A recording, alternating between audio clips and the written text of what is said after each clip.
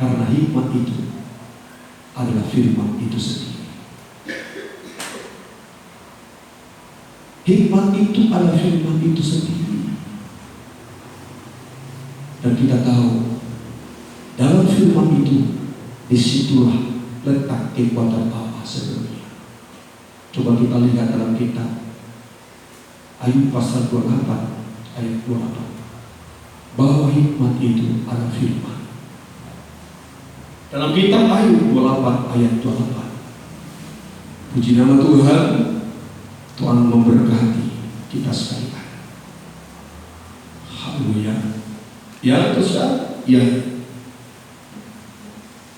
Kitab Wahyu pasal 28 ayat 28. Tetapi pada manusia ia berfirman. Tetapi pada manusia ia berfirman. Terus ya. Sesungguhnya takut akan Tuhan ialah hikmat. Ya, terus dan menjauhi kejahatan itulah akal budi. Ya, sesungguhnya takut akan Tuhan itulah hikmat. Kalau kita belajar menjadi orang yang hidup di dalam firman Allah, itulah hikmat itu. Bukankah seorang yang takut akan Tuhan, dia menjadi seorang pelaku firman Allah, seorang yang melakukan kehendak Allah, seorang yang berbuat akan kebenaran firman Allah? Bukankah itu pribadi yang takut akan Tuhan? Dan takut akan Tuhan itulah dikatakan oleh Ayub, itu adalah hikmat dari Tuhan. Lanjutkan itu. Tetapi kepada manusia berfirman, sesungguhnya takut akan Tuhan, Tuhan itulah hikmat, dan menjauhkan kejahatan itu akal budi. Terus kan, masih ada? Sudah sudah sampai situ. Nah, maka saya mengatakan dari kita sekalian, di dalam firman itulah hikmat itu berkarya.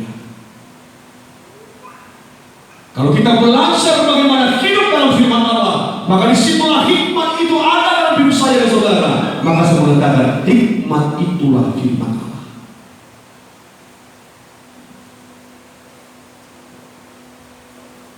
Sebab kalau kita sangat yakin, itulah kekuatan yang luar biasa dalam hidup saya dan saudara.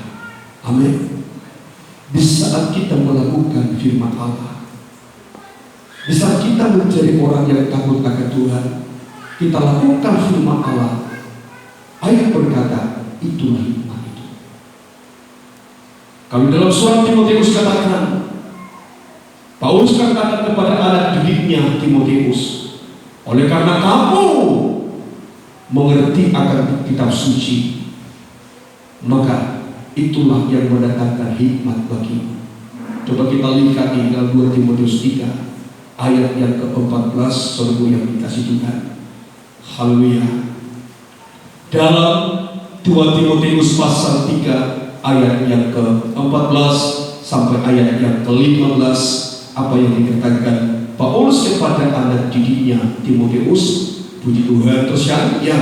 Tetapi hendaklah engkau tetap berpegang kepada kebenaran. Ya, terus yang telah engkau terima dan engkau yakini. Ya, terus dan selalu mengingat orang yang telah mengajarkannya kepada kamu. Ya, terus ayat 15 perhatikan.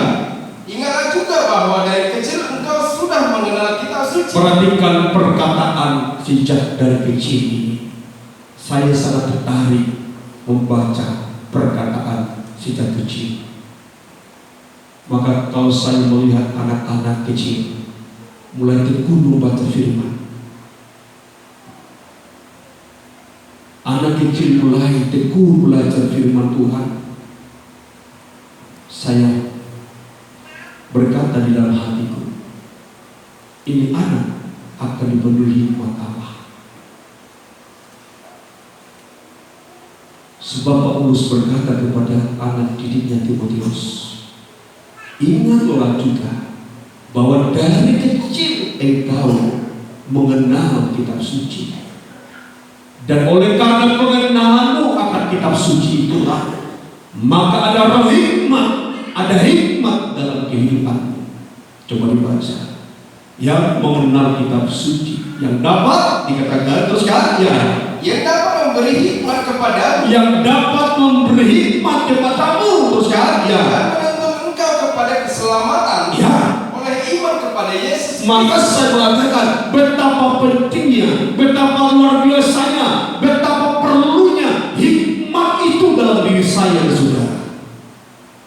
Sebab kalau kita melihat pernyataan Paulus kepada anak didiknya Timoteus, oleh karena kamu sejak kecil sudah mengenal kitab suci, dan itulah yang memberikan hikmat kepadamu, dan hikmat itulah yang menuntun engkau kepada keselamatanmu.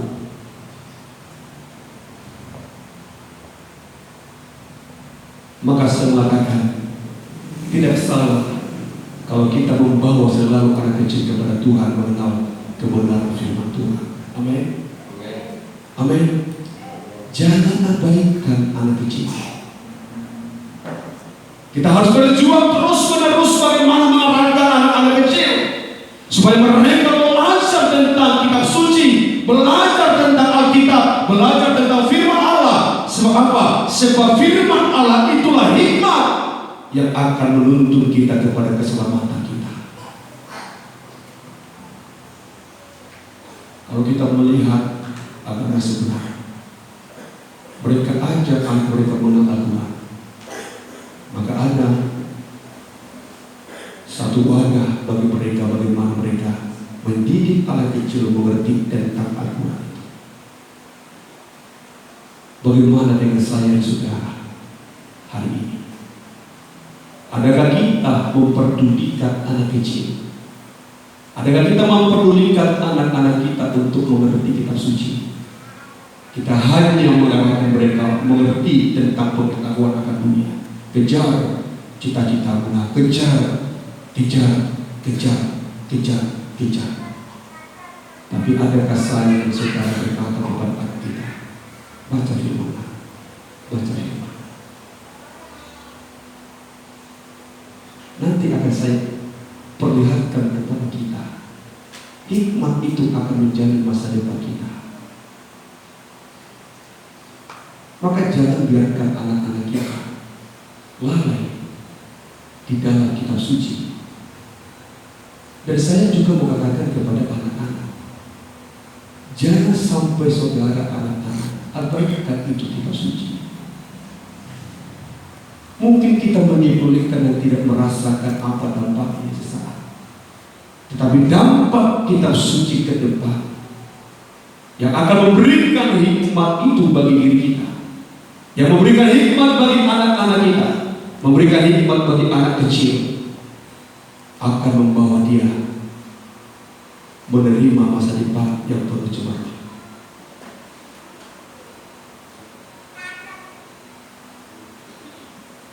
Pernahkah saudara mengingatkan anak-anakmu sudah baca kitab suci?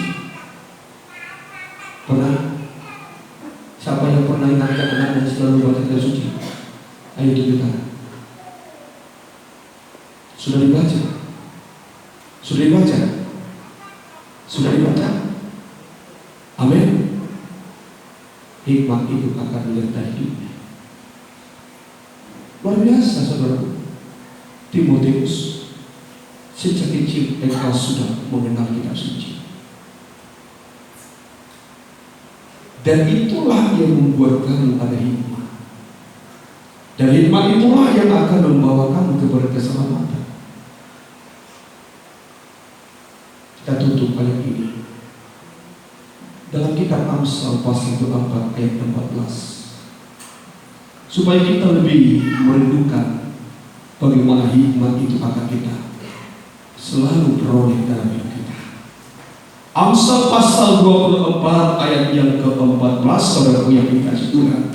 Terus ya, ketahuilah, demikian hikmat untuk jiwamu. Demikian hikmat untuk jiwamu. Terus ya, jika engkau mendapatkan hikmat itu dalam kehidupanmu, artinya jika ada hikmat dalam diri kita, ada hikmat dalam kehidupan kita, apa kata Amsal Sulaiman ini? Terus kan? Ya. Maka ada masa depan. Ya. Dan harapan yang akan hilang. Apa yang dikatakan oleh Amsal? Kalau di dalam diri saya dan diri saudara ada hikmat, Maka disitulah kita akan menempuh ada masa depan dari Tuhan. Masa depan kita ditentukan oleh Allah. Asalkan ada hikmat di dalam hidup saya, saudara. Masa depan ada di dalam hidup saya. Artinya masa depan bukan masa depan yang hancur, tapi masa depan yang penuh dengan kebahagiaan dan harapan tidak pernah ada hilang dalam hidup saya, saudara. Ibrani berkata, harapan itu adalah saung yang sangat kuat yang sanggup melabuhkan kita sampai ke pengharapan. Amin. Amin, saudaraku.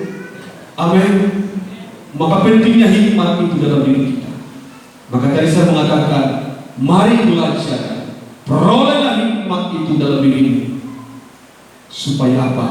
Supaya ada masa depan yang penuh dengan kebahagiaan, ada harapan yang tidak pernah hilang. Amin. Amin. Sekarang ini kita melihat banyak harapan yang hilang. Seperti yang saya kasihkan, bulan 12 ini banyak manusia yang akan kehilangan harapan. Yang saya tahu 2000 orang. Sebab saya pernah bicara dengan seorang pengawas perusahaan. Dia berkata, Amang, bulan 12 perusahaan kami akan tutup. Yang memiliki karyawan 2000 orang, saya tidak tahu kemana mereka. Sudah tidak harapan.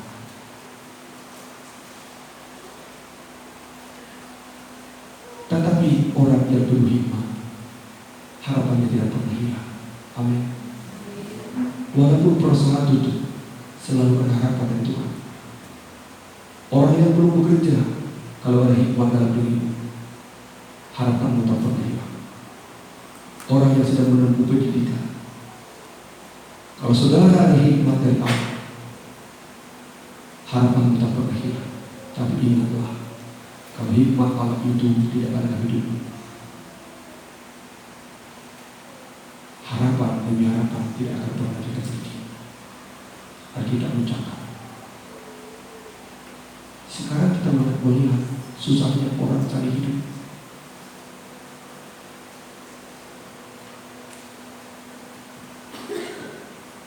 Hari demi hari semakin bertambah orang yang melakukan di bumi Indonesia. Bukan hanya di bumi Indonesia, di dunia. Banyak yang sudah hilang harapan masa depan.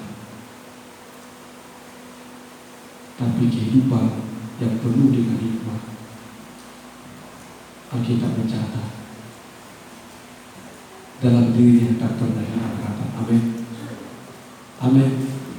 Itu bahagianya kehidupan kita yang menerima hikmat Allah dalam hidup kita. Amin ya. Lihat nanti dunia akan gonjang ganjing. Dan kita tidak tahu. Mungkin di dalam lingkup kecil kita ini kita tidak melihat sesuatu apa-apa. Tapi kalau kita mau belajar melihat lebih luas,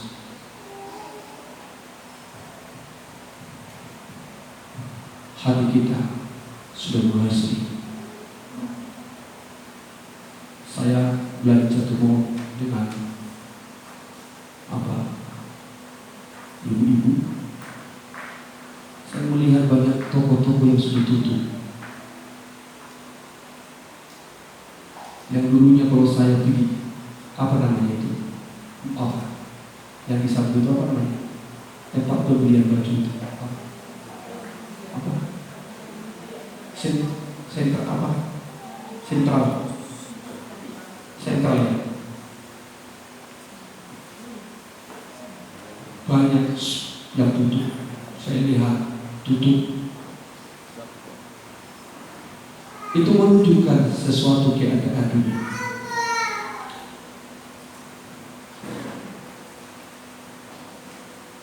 Tapi yang penting janganlah jualan atau dana kita yang tutup. Amin. Amin. Karena mie, kalau sempat jual mie tutup orang, lapar orang, gak ada salah. Itu kayak dulu. Tapi Tuhan berkata, ketahuilah, demikian nikmat untuk jual. Jika engkau mendapatnya, maka ada masa depan, dan harapanmu tidak akan pernah hilang, karena hikmat dari Tuhan itu ada di dalam diri kita. Amin. Puji Tuhan. Amin.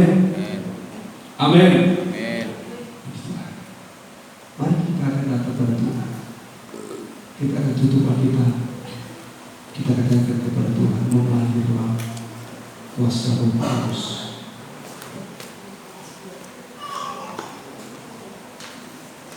Biarlah Roh Kudus mengalir dalam hidup saya dan saudara.